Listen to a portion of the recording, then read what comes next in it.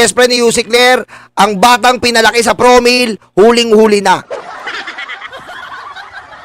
Okay? Huling-huli na po. Eto po ha, unahin natin to. Nagbitiw na rin bilang board director ng Terra Solar Philippines Incorporated si Batangas 1st District Representative Leandro Leviste. Oh. Nagbitew. Ibig sabihin, guilty! Tapos, tama si Yusik Claire. Nagbitew. Bakit? Guilty! Diba? Hindi magbibitiw yan kung hindi siya guilty, and that is a conflict of interest. Aray ko. Oh. Alam mo, feeling mo matalino ka pero diyan ka naging bobo. Epektibo ito noong January 21. Ayon kay Leviste, Oh, ang January 31 lang siya nagbitiw.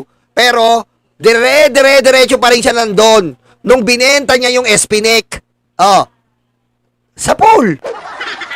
bitiw niya ay para hindi na madamay ang kumpanyang Meralco at iba pang investors sa mga kumpanyang ibinenta niya sa anyay maling political attacks laban sa kanya. Ang Terra Solar ay affiliate ng Meralco Power Gen Corporation. Kita nyo? Oh, binenta niya sa Meralco yung dapat po sa solar ng bayan. Binenta niya. Wala siya, ginosting niya yung solar ng bayan para sa mamamayang Pilipino na may project sa Masbate, sa Mindoro, at iba't ibang mga probinsya natin hirap. Hirap po. Saan? Sa kuryente. Binenta niya. Diba? Yun nga yung sinasabi ng DOE na 12,000 megawatts. Alam ko, ganun eh. Basta ganun. Na mga kuryente na isusupply, na nakapangako na po, nakaplano na, nakalagay na sa DOE energy plan para mag-supply sa mga taong bayan. 12 million residente ang naapektuhan. Ganyan po kakupal si Leviste. Eto pa. Ayon naman sa isang mambabatas, automatically revoke na umano ang prangkisa ng solar para sa Bayan Corporation ni Congressman Leandro Leviste. Yan ay matapos umano niyang ilipat ang shares niya sa isang close associate nang walang congressional approval. Ang detalye sa agenda report ni Joash Malimbay. Pangalawang kaso yan. Ha? Umamin siya na hindi na siya ang may-ari ng solar ng bayan dahil nag-divest siya. Although inamin mong nag-divest ka, dapat ipapaalam mo sa Kongreso magda-divest ka. Dahil ikaw ang kinikilala ng Kongreso na na legit owner ng binigay nilang prangkisa. Ganun ka kabobo, Lepeste. Hindi mo pinaalam sa Kongreso. Diba? At balita ko, sila mami nga, binabraso-braso na yan para mapunta sa'yo. Pinabayaan mo pa. Aray ko. Sorry, no more on this topic. No, sir, I haven't asked a question. Those are follow-ups po. Ito yung... Kita mo. Sir, the failure po to deliver the... Tinabla niya. Tignan niyo po ha. Tinabla niya yung isang reporter. Hindi ko na po na-react to. Sayang o. Tinabla niya yung isang reporter. No more on this topic. No, sir, I haven't asked a question. Sabi ng reporter, hindi pa ako nakakapagtanong, sir. Tingnan mo sabi niya. Follow-ups po. Ito yung... Sir, the failure po to deliver the agreed-on power supply by December 2025. Ito po sabi ni Marin, will mean thinner energy reserves which could increase prices. Halos patahimikin ni Batangas First. Aray ko, guilty! Guilty kaya yung mga naanakan ko diyan, ha? Yung mga naanakan ko, wag na wag yung papainumin, ha? Wag yung papainumin ng mga bata na anak ko ng promil. Aray ko. Ha? Ayoko lumaki ang mga anak ko na bastos at walang modo gaya nito ni Lipeste. Kung ano yung dinidedi ko, yun ang painom nyo. Patayin mo si BBM. No joke.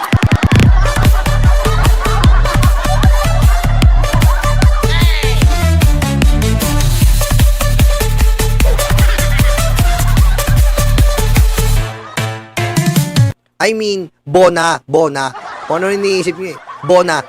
Ayun po kasi dinidedi ko nun eh. Ayun po yung dinidedi ko. Ano naisip nyo eh. Bona ang ipainom nyo. O kaya Kung ano yung dinidedi ko, Bona, yun ang ipainom nyo. Alaska.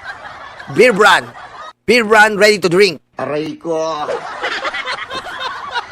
District Representative Leandro Leviste ang ilang miyembro ng media kahapon sa ginanap na press conference sa House of Representatives. Marami kasi sa mga ito patuloy ang follow-up questions patungkol sa kontrobersyang kinasasangkutan ng kanyang mga kumpanya sa Department of Energy. Paninindigan ni Leviste, hindi totoo ang mga pahayag na mayroon siyang ghost solar projects dahil wala naman daw siyang natanggap ni piso mula sa pamahalaan at wala naman aniyang direct harm ang hindi pagtuloy ng mga proyekto ng kanyang kumpanya. Ako po ay walang nakuhang kahit piso mula sa gobyerno. Dahil ang mga Ang bobo na ito, no? Kahit wala kang nakuwang kahit piso sa gobyerno, the fact na meron kang agreement to the franchise of the government, you must comply. Ay, alam nyo, ayoko na pong gamitin dito yung pagka-Harvard University ko, ha? Ayoko na gamitin, eh. Pero pinipilit ako nito ni Lipeste. Okay? You really want me to use my Harvard University graduation edition. Ha? Always remember that you are mandated to supply your promise on your franchise to the DOE and the franchise of the government. What is your obligation and mandate? Mandate. You're mandated to supply a power in your solar to provide in the DOE so that this DOE, our government, will supply to the different kinds of Filipino people which is in need of this electricity. Okay? Don't tell us that you have no money that you receive. You receive no money from the government. That is not the factor. That is not the problem. That is issue in here. Ha? It's not about the money. It's about the franchise. You're so idiot. proyekto ko ay mga private investments. So, thank you for asking about my feelings.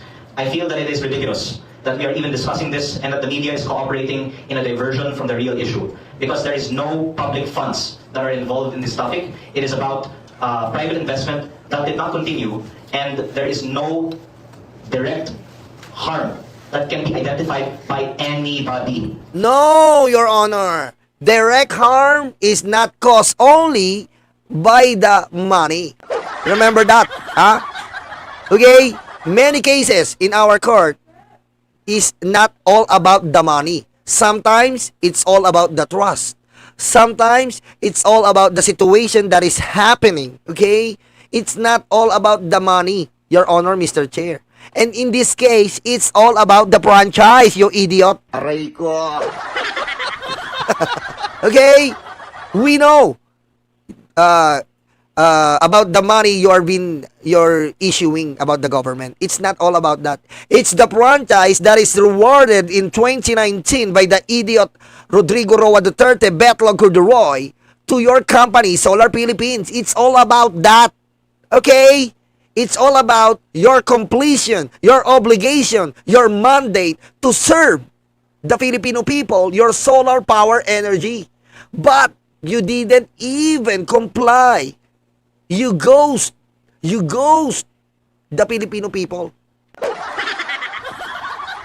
From the not pursuing private investments. Pinabulaanan din niya ang ulat ng bilyonaryo na nilako niya sa mga lokal na pamahalaan ang solar projects na hindi na napakinabangan matapos mag-cease operations ang mga kumpanyang may hawak ng mga kontratang ito. Bukod pa rito, muli niyang sinabi na iba ang Solar Power New Energy Corporation o SPNEC ang kumpanyang kanyang ibinenta sa Solar para sa Bayan Corporation o Ang tanga na ito no? Ang tanga talaga eh.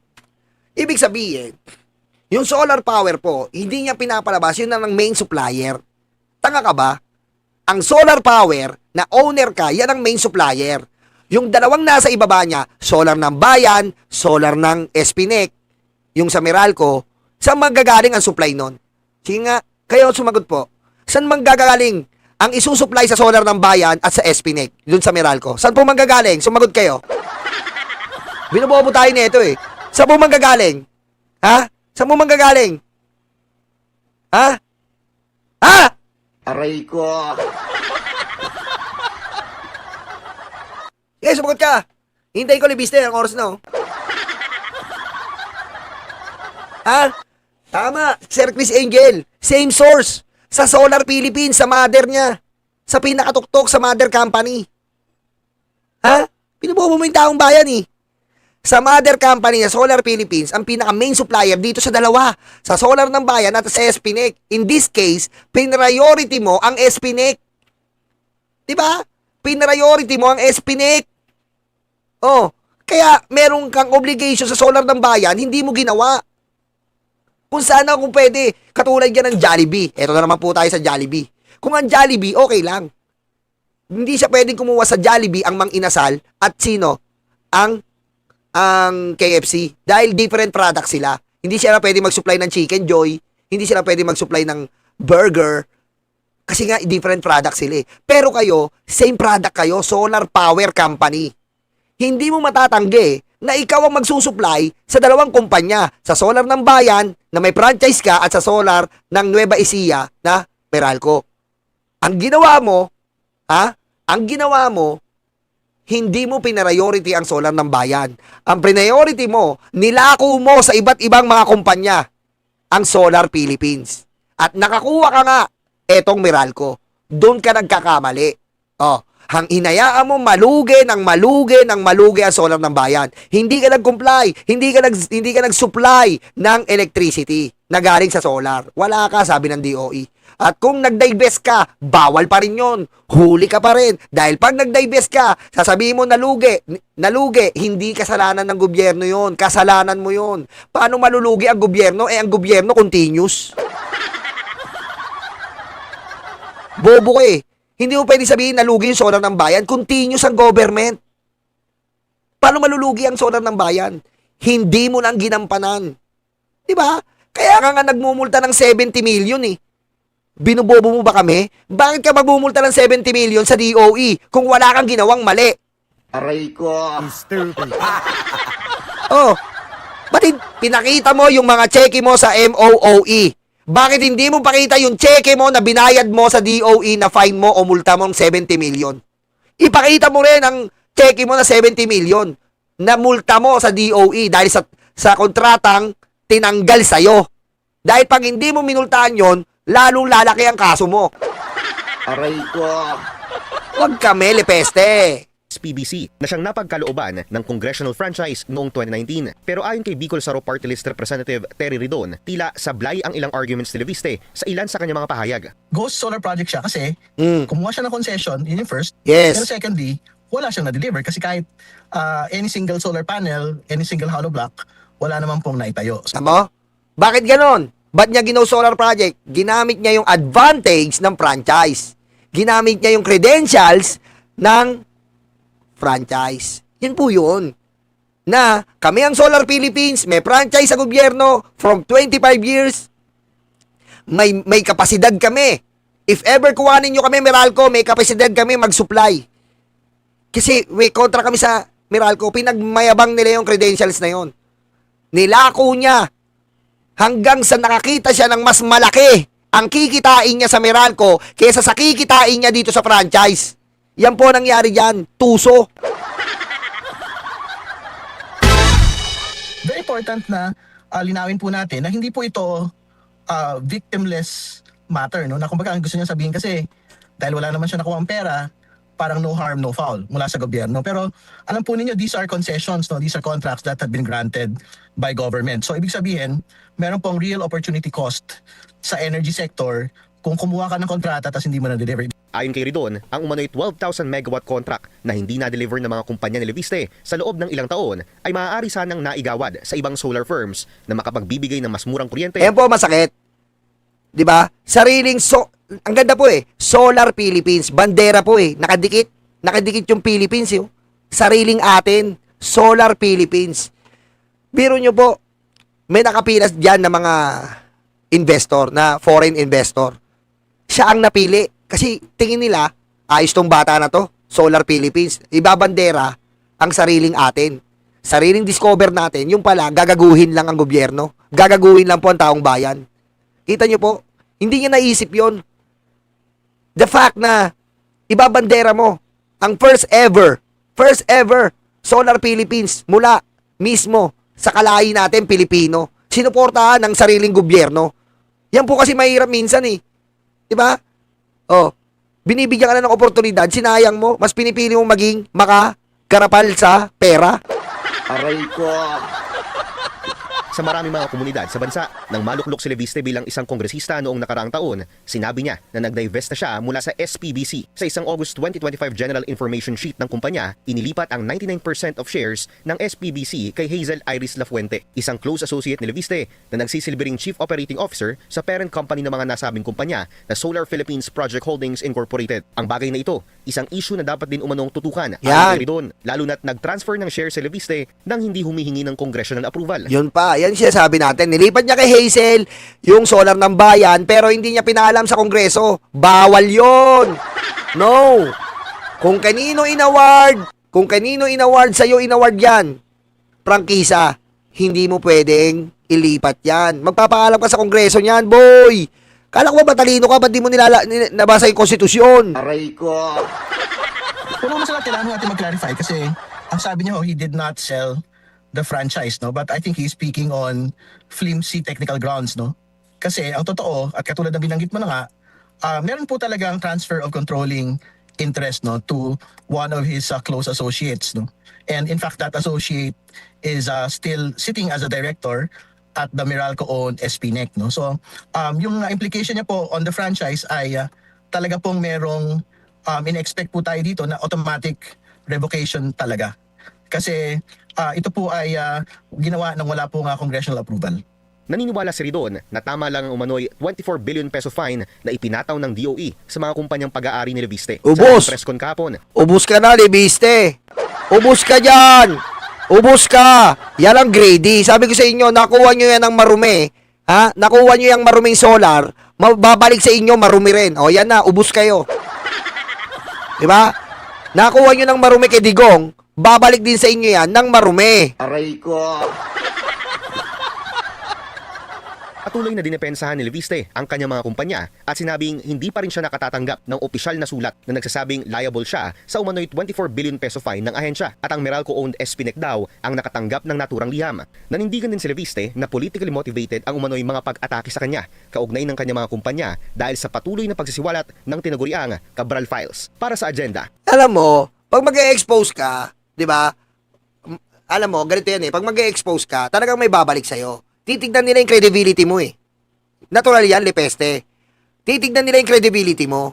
Kung talagang nag-e-expose ka, yung credibility mo, katulad ng ginawa mo kay Cabral, pinersa mo. Doon pa lang wala ka ng credibility. Diba? Pinersa mo. At anong ginagawa mo? Sabi ko nga dito, nung nakaraan, hindi mo mandato ang kunin yung Cabral Files. Ang mandato mo, asikasuhin mo ang budget ng DPWH. Diba? Hindi mo asikasuhin yung Cabral Files. Hindi mo mandate yan eh. Ang mandate mo sa Kongreso, gumawa ka ng batas. Pero anong ginawa mo? Di ba? Nilabag mo yung batas. Pumasok ka sa isang departamento ng gobyerno na hindi mo naman trabaho. Dahil hindi ka naman DPWH secretary. Hindi ka naman kawani ng DPWH. Pinasok mo. Anong gagawin mo dyan? O kung nakuha mo, anong gagawin mo?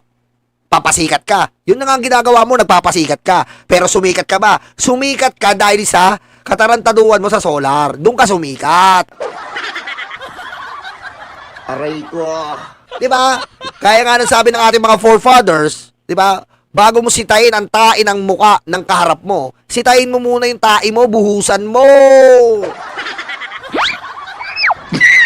Patayin mo si BBM. No joke.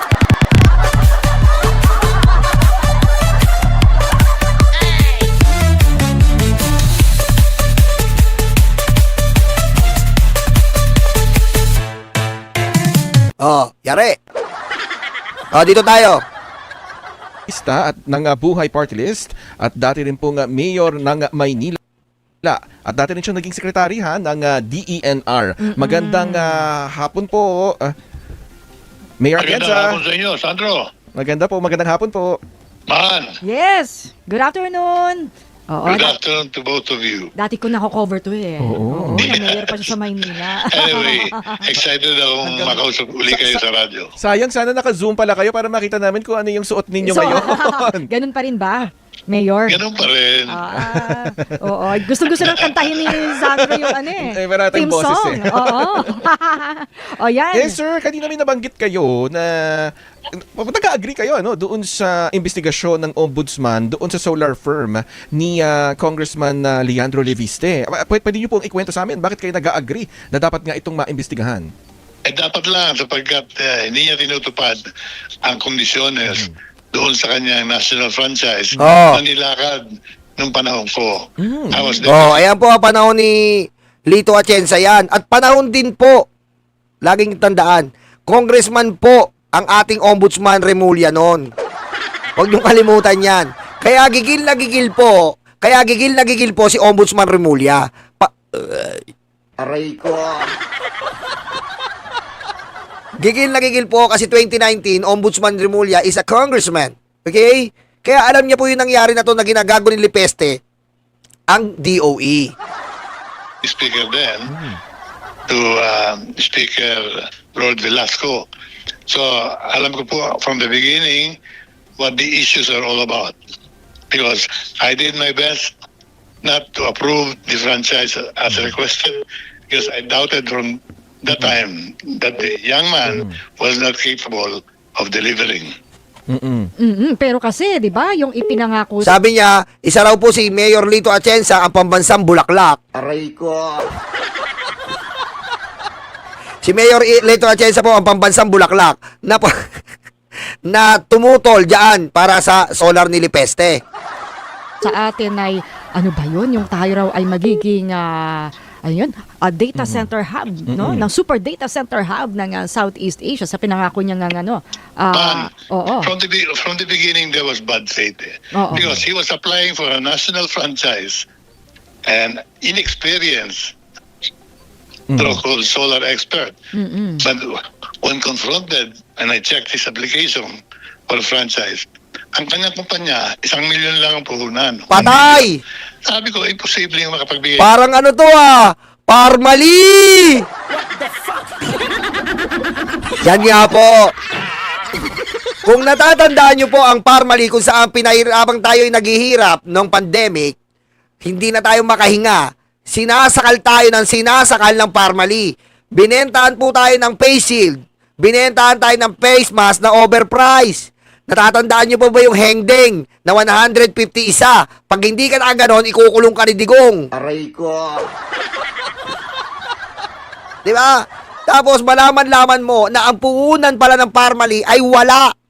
Walang puhunan. Pero dahil po, kaibigan ni Digong, si Michael yan na isang drug lord, pinasa. Aray ko. Ngayon, sabi po ni Mayor Lito Atienza, sa financial stability pa lang po, 1 million lang ang kakayahan niya. Paano ka makakapag-supply ng solar? 1 million, magkano po ang solar? Battery pa lang yan. 50,000 ang pinakamababa isa. Battery pa lang ng solar. Yung solar panel, magkano yan? Susuplayan mo halos buong mga probinsya. Diretso. Ng serbisyo sa gobyerno with a 1 million franchise capitalized company. But the mother, Senator Loren Legarda, was lobbying very, very strongly for the approval of that franchise. Yes. But we had a long bout of questions and answers from the committee and up to the floor nung kinoconsider yung kanyang franchise. I was talking to the industry leaders of solar power and they were all against it. Not even one was supportive of the Leviste request for a franchise. Noong nakita kong overwhelming ng support na nakuha ni Senator Legarda, Nako!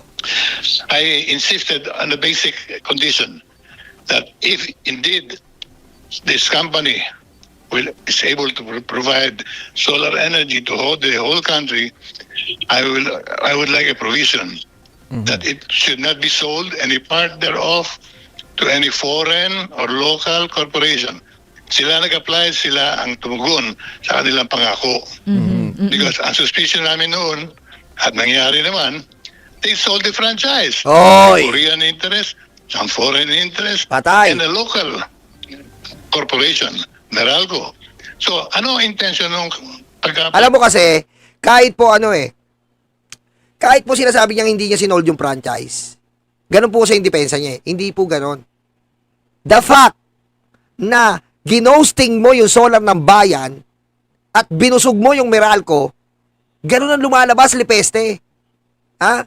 The fact na ginosting mo yung solar ng bayan, wala kang sinupply kahit isa. Imposible yun. Hindi mo man lang sinuplayan, miski hollow blocks nga lang, wala kang ginawa eh. Oh. Obvious na obvious ka doon. Diba? Prioritize mo yung local company na Meralco. Yun ang binusog mo. Yun ang sinuplayan mo kasi meron kang perang makukuha na mas malaki. Oh, yun eh. Diba? Pero kung talagang nakita ng DOE, ng gobyerno, na kahit papaano, nagtayo ka ng iba't ibang mga solar dyan para sa solar ng bayan, for the taong bayan, ayos eh. Pero dito, obvious po, walang tinayo sa solar ng bayan. Binusog ng binusog yung Meralco. Sinuplayan ng Meralco. Walang sinuplay sa solar ng bayan. Ano po tawag nyo doon? Sige nga, anong isipin mo doon? Kahit hindi mo sinold yung franchise, pero lumalabas, ganun. Ganun ang lumalabas.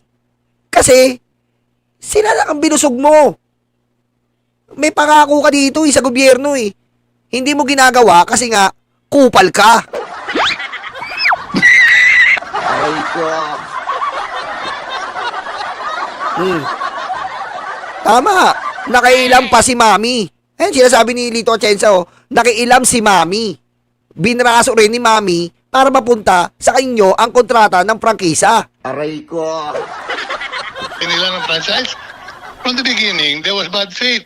They were not intending to provide solar energy to the nation. They were out to make a fast buck. Naibenta nila billions of dollars, billions of pesos. That made him a billionaire. Otherwise, you should explain to the ombudsman. Saan ang galing yung billions and billions niya? Bilyonaryo na siya ngayon. Yun ang istorya na aking nakita, naranasan, and personally, of personal knowledge. Naalala ko nung nagdedebate ito sa floor dahil kongresista pa noon. Hindi lang yun, Chupaeng, hindi lang paasa. Kasi parang ano yan eh. Diba? Pag nakakuha ka na, ano ba, parang experience mo, diba, sa trabaho, hindi ka tatanggapin ng isang company pag wala kang experience. Tama, mali? Diba, tama? Pag wala kang experience sa isang company, nag-a-apply ka, hindi ka tatanggapin. Pero pag may experience ka, at bigatin yung experience mo, at ang experience mo ay meron kang 25 years contract sa government, abay maugulat yung isang company ina-applyan mo. Di ba? Tama? Maugulat. Putik, may 25 years to na franchise sa government. Ibig sabihin, malaki ang kapasidad niya. Di ba? Malaki ang kapasidad niya. Katiwa-tiwala. Oh, yun ang ginawa niyang advantage. Di ba? Doon niya nilinlang ang gobyerno. Ginamit niya ang gobyerno para makakuha ng mga private company na susuporta dito sa Solar Philippines. Oh, at yun na nga. Nakakuha niya yung Meralco, Espinec. Kaya nga sabi ko sa inyo, alam ko po to. Alam niyo ba't ko alam? Di ba pinakita ko sa inyo? Noong 2016 pa lang po, yung 2018 pala, nung nag-apply kami ng solar, pagka joint force na sila ng Meralco, nagtitesting na po sila ng Meralco. Na pag yung solar na kinuha ko sa kanila, idirect ako sa Meralco, yung Meralco daw po, ibabawas ang kuryente na produce ng solar. Yung pala, umabot ako ng 36,000, 26,000 na bill na kuryente. Daig ko pa yung 7-Eleven. Kaya alam ko po ito eh. Si Congressman Lito Atienza din ng Buhay Party List. Naalala ko, meron kayong argument dun sa floor na nagdududa kayo kasi parang binibigyan ng mother of all franchises ng solar solar energy sa buong bansa, yung pag-harvest ng solar energy sa buong bansa. Itong ang prangkisa na ibibigay noon. Ganun po ba yung nangyari? O Tama. I really expressed my doubts whether magdi-deliver yan o hindi, whether they are capable or not. Meanwhile, I was meeting with the solar power providers in the country. They were all against it. Sabi nila, hindi capable yan. Unang-una, walang pera ang korporasyon nila. Pangalawa, walang experience. So, dahil lamang sa influence. Tama? Walang experience eh. Pero mo 21 years old. Pero mo bibigay mo sa 21 years old. Di ba? Para ka-graduate lang. Aray ko. Di ba? Nasawa ka lang gobyerno. Ano yun? Awa ka lang gobyerno. 21 years. Anong experience niyan? Kaso may mami siya. Mami senator. Aray ko. Na binigay ni Senadora Loren Legarda, ni Mother, nakuha nila yung franchise. Pero nailagay ko yung condition. The moment they sell any part thereof, the franchise ceases to be effective. It becomes invalid. Oo. Noon pa man ay hindi nyo ba parang nasilip yung conflict of interest? No? Dahil sabi nyo nga, sinasabi rin naman ni Ombudsman Jesus Crispin Remulla na tingin niya din ay yung clout nga ni Senadora Loren Legarda ay nakatulong para makakuha nga ng I think 25-year no congressional Well, franchise. she personally talked to me, appealed to me. You can ask her. And I said, iayos niyo ang inyong korporasyon. Hindi pwede Putik, kinausap pala si Lito Atienza ni Loren. Naku po. Patay. ng ₱1,000,000 ang kapital, nangangako kayo ng langit sa buong Pilipinas. Hindi niyo magagawa yun eh. So anong intention ninyo? I am questioning it. I questioned it then. I'm still questioning it now because meron bang binigay ng solar power? Meron ba na electrify na barangay? Sabi nila, lahat ng barangay sa Pilipinas makikinabang. Hindi. Tama naman pala ako. Wala namang solar power na ibinigay sa mga mamamayan, lalo na sa mahihirap. Kaya, tama yung kaso ni Ombudsman Remulla, pati yung penalty, tama yun. Dapat yung Hindi, sa akin, Rachel, iba yon. Iba po sa akin. Mataas na kuryente ko noon. Biro mo monthly ko 26,000. Kasi po, yung akala ko, yung solar na nakukolekta ko dyan sa Solar Philippines, nakadirekta sa Meralco, putik, kinakarga na used. Ganun po yun. Nareklamo ko yan. Putik, hindi ko binayaran. Putik, kalaunang pinutulang kami. Aray ko.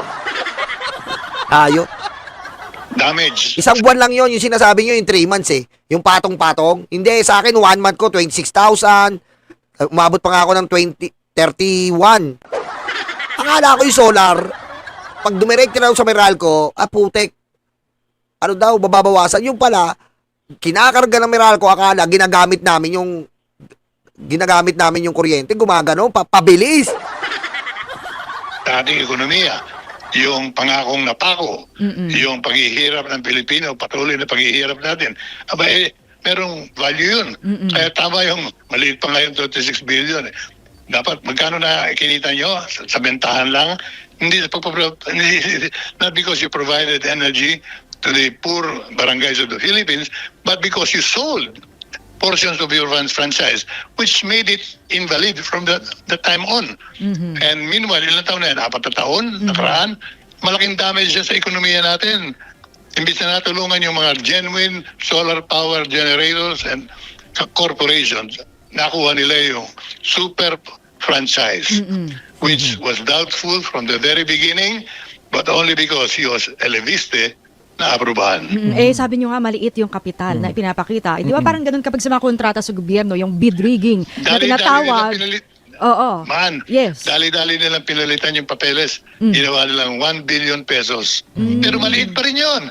Because to provide solar... Kailan mo, tinampered pa nila 1 million to 1 billion ang capacity ng company. Nako. Aray ko. power nationwide, mas malaki rin ang kailangan mong puhunan. Pero kung ang intention mo ay kumita lamang sa bentahan ng prangkisa, sapat na yun, maski na magkano ilagay mong kapital. So therefore, I really agree with the case so that magkaroon siya ng pagkakataong i-depensa niya ang sarili niya. Nalugi raw siya. Bakit ka malulugi? Hindi mo man lamang ginawa yung, hindi mo nga tinupad yung pangako mo, nalugi ka pa. Paano ka malulugi? Binenta mo papel. Ano naman pong, siguro panghuling tanong na lang po namin dahil medyo kapos na po tayo sa oras. Ano naman po yung inyong masasabi dahil kanina po lumabas yung balita na nagbitiw na siya bilang miyembro ng Board of Directors ng Terra Solar Philippines. Terra Solar. Ano pong take nyo doon? Parang ngayon lang. Siguro yung mga foreign interest na pumasok right after he got the franchise, nakita nila, hindi pala sila pwedeng pumasok. Patay. Because may provision. The franchise becomes invalid, walang visa, kung foreigner ang papasok at bumili ng portion ng Solar Philippines. I'm not surprised. Nagsiurong sila. Hindi po, But not si because ano of po, any reason, si but because Congress, walang Opo. negosyo. Si Oo. Congressman Leviste po yung ang Kasi, ang Bumaba sa Nag-divest. pwesto bilang miyembro ng Board of Directors ng Terra Solar or Terra Solar Philippines. Siya mismo ang bumaba. Pero ang tinatanong ko lang, bakit ngayon lang? No sitting tama. congressman or senator. Bakit ngayon ka lang? Ibig sabihin, nakikinabang ka pa kahit nung congressman ka. Ilang buwan na ba nung nanalo ka? Ilang buwan na ba? Kung hindi ka basisita, hindi ka aalis sa pool. Aray ko. Dapat ang magkaroon ng government contracts. Diba? Nagdadivest ka nga eh. Alam mo, Umaalis ka nga, di ba? Mahirap magdebate ngayon after the fact. The question that should be asked of Congressman Leviste is simple. Did you provide solar energy to the nation, the barangays that you promised? No. Therefore, did you sell any portion of your franchise to foreigners? Yes. Therefore, wala nang validity yung franchise mo. Patay ka na. Ayan. Sige po, marami po. Ayan po ang expose ni Lito Atienza. Grabe, no? Grabe po talaga. Tapos kaya pala pinipilit niya tong Leviste Cabral Files para pagtakpan tong baho niya. Ang baho nyo! Aray ko.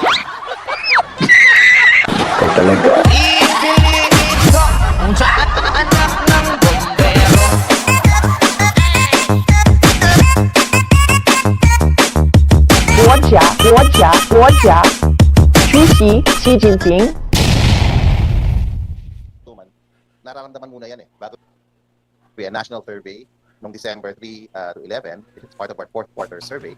And alam niyo naman as survey companies are, no, lalo na academically oriented survey companies, we measure poverty and hunger, no, on a quarterly basis. Now, the first incisive question everybody should ask, why are we doing this? Given that we have official government data, we have statistics, and poverty and hunger is a structural problem that's very hard to measure. Okay, the first reason is number one, it's government statistics happen at least twice a year lang. It takes a long time for government statistics to really measure how people feel about hunger and poverty. Number two, we do this quarterly, so we give this information to government, and it's one of those ways the government utilizes this information to measure if programs are actually being felt. Third, ika nga sa Tagalog, ang kahirapan ng kagutuman, nararamdaman muna yan bago lumalabas sa government data. So when you do it quarterly, you have this time series of data that you can use for policy making. So what are the findings of our fourth quarter survey, which was conducted nationwide, 1,200 respondents with a margin of error plus minus 3%. No? Number one, first takeaway is that self-rated poverty went down 17 percentage points. Now, sometimes we get lost in the data, but actually, from Octa's point of view, this is the largest drop in self-rated poverty. Yung perception ng mga ating kababayan ng kanilang kahirapan, nararamdaman nila. So, 17 percentage points is around a little over 4 million families. So, to give you an idea, we have the country has around 26 million families. And in the third quarter of last year, 2025, nearly 15 million families said that they felt poorer in the third quarter than in the second quarter. So we asked the same question in the fourth quarter. Only a little over 9 million said that they were poor. Ang laki ho ng bilang sa 4.5 million families, close to 5 million families, estimate, basically said that they felt a lot better as far as the state of poverty was concerned. Again, this is perception. This is not supposed to replace government data on income. And poverty is a structural problem. Medyo complex i-measure yan. Pero pag mini-measure natin quarterly, nakikita ng gobyerno, nakikita ng taong bayan kung ano nararamdaman ng ating kababayan on this issue. So, next finding, I think which is also very important, is yung self-rated food poverty. Now here, ang mini-measure natin, ano yung kalidad na kinakain ng pamilyang Pilipino? Sapat ba? Masustansya ba? So, again, kung 17 percentage points ang binagsak ng unang probe namin on self-rated poverty, dun ho sa self-rated food poverty, 19 points po ang binagsak.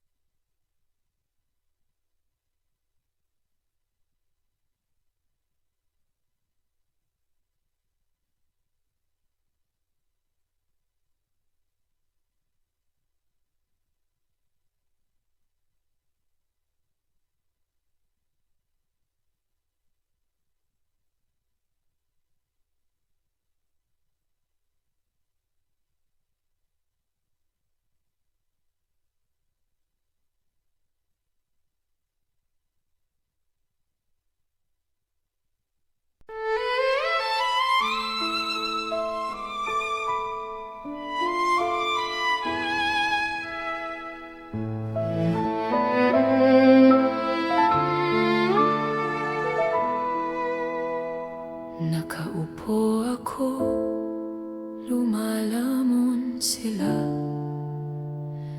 Masasaya itong aking mga kaibigan. Abot kamay nila ang bunga ng puno, dahil balikat ko ang ginawang tuntungan. Habang namimitas lalong natatakam, sila ay para bang wala ng kabusugan. Kahit alam nilang mayroong mga langgan, at ang aking paa ang siyang inuupakan.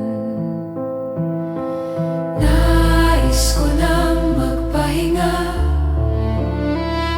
marami na akong nagawa at natulungan. Ako'y labis na nag-aalala, baka ang puno ay tuluyan ng maubusan ng bunga. Nakaupo ako, nagbabantay sila. Ang mga aso ko'y laging maaasahan. Hindi ko lang alam ang binabantayan. Ito bang puno o itong aking upuan? Itali ko kaya sa bahay ng langgam? Maglilingkod ba o maghahari-harian? Masasagot lamang ang malaking tanong kapag ako ay nawala na ng tuluyan. Nais ko nang magpahinga, marami na akong nagawa at natulungan. Ako'y labis na nag-aalala, baka itong mga aso ay maulol at magwala.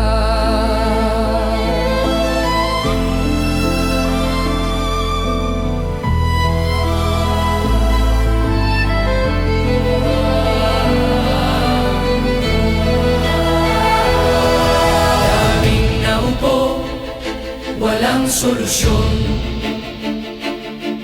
Daming nangako, naging ilusyon. Ikaw ang sagot-sagot sa aming tamong-tamong. Ikaw ang boses sa aming bulong.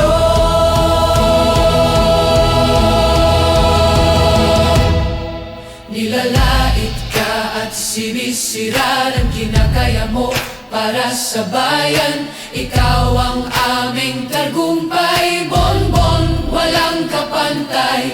Nilalait ka at sinisira ng kinakaya mo para sa bayan. Ikaw ang aming tagumpay, bonbon, walang kapantay. Ang mga sugat, ikaw ang lumunas. Saradong isipan, ikaw ang nagbukas. Bayan, inuna mo, hindi banyaga. Gintong puso ay kahanga-hanga.